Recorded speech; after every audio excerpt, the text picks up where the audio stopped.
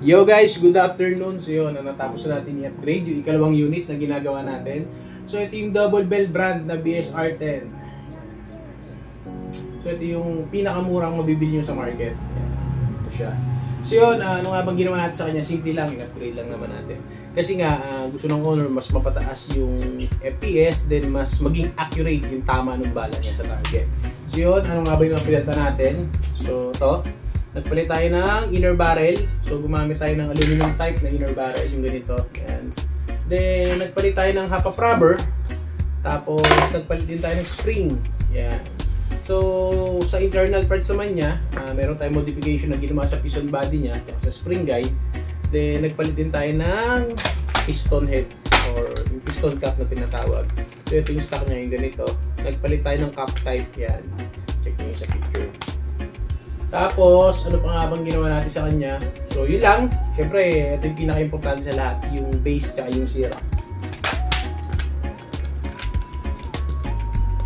Ito kasi nagiging kadalasang sakit ng mga BSR10. Napupulpul yung sira. Kasi hindi siya talaga solid na steel. Yan. So, nagpalit tayo ng 24 steel na sira tsaka yung base. Then, ginawan din natin ng konting modification para mas malambot siya isa kahit matigas yung spring niya. Then, sa half-up chamber niya, meron din tayong ginawa. So, konting modification lang din. At ngayon, ito na yung FPS niya. Pero bago natin i-check, ito lang yung FPS niya nung una nung dinala dito sa atin. So, ito siya. Makikita nyo, halos bagong-bago pa siya. Dalawang beses pa lang siya na ilalaro ng owner. At yun, hindi siya satisfied or hindi siya masaya dun sa nakikita niya lipad ng bala. So may time na pakaliwa, merong pakanan. So iba-iba siya, halos wala talaga siyang direction. Then sa FPS, gusto niya medyo taasan pa. So dapat ang FPS sa mga ganitong unit, once na binili natin sa market or sa mga airsoft shop, nasa 500. Pero sa lakas na pinapakita niya is parang wala pa siyang 500 FPS. Then check muna natin bago natin simulan siya. Tignan natin.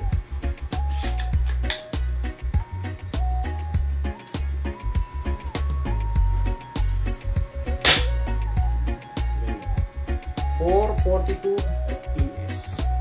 Hindi mababa na talaga.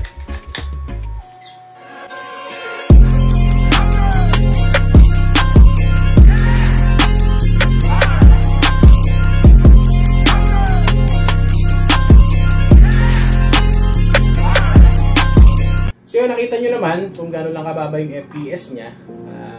Yun, sige. Test fire na muna natin. Gamit ng .20. Wala tayong baby loader kaya medyo matagal. 4 5 6 7 8 9 10 11. Yan. So check natin yung FPS.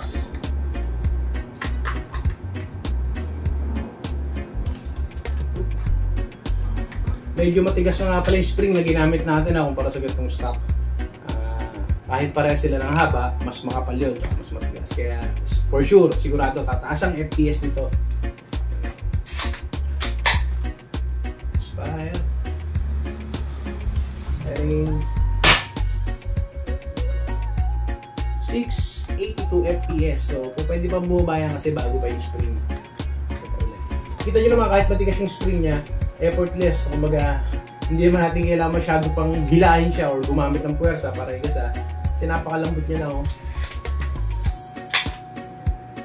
Ring saka check natin ulit FPS.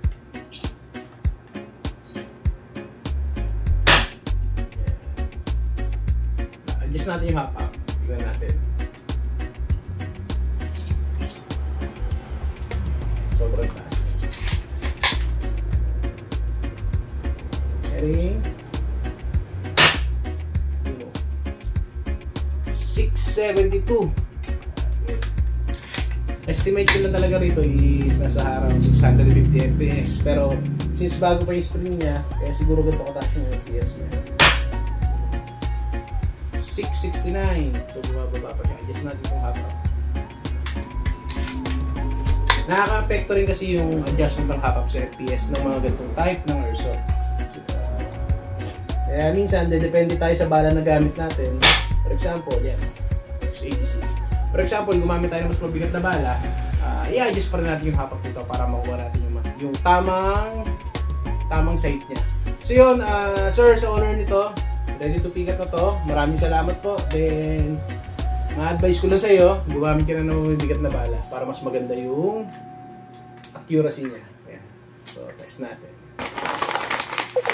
Magbusa na tayo ng 0.30, 0.36, 0.28 na lang yung natitira. Testing natin.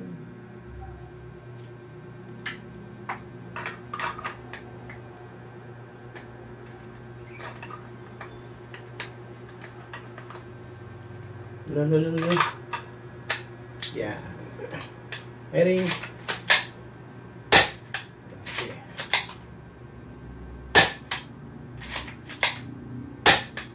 Ito yun naman. Ay, patigas ang spring yan. So, yun lang.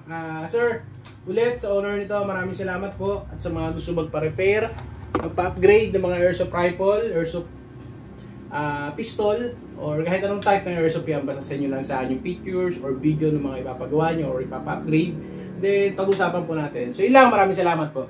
Next na natin, itong isang pistol na pinadala kanina lang.